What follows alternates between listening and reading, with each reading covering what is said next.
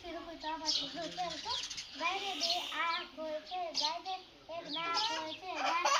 ગાયને બે શિંગડા હોય છે, ગાયને 4 પગ હોય છે, ગાય દૂધ દે છે, ગાયને 4 આંચળ હોય છે, ગાયને પૂંછડી હોય છે, ગાયને ગળું હોય છે,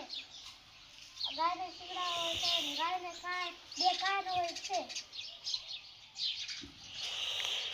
ગાય દૂધ દે છે,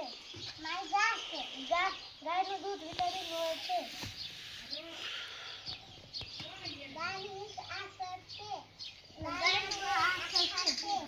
ગાયના 4 આંખ છે,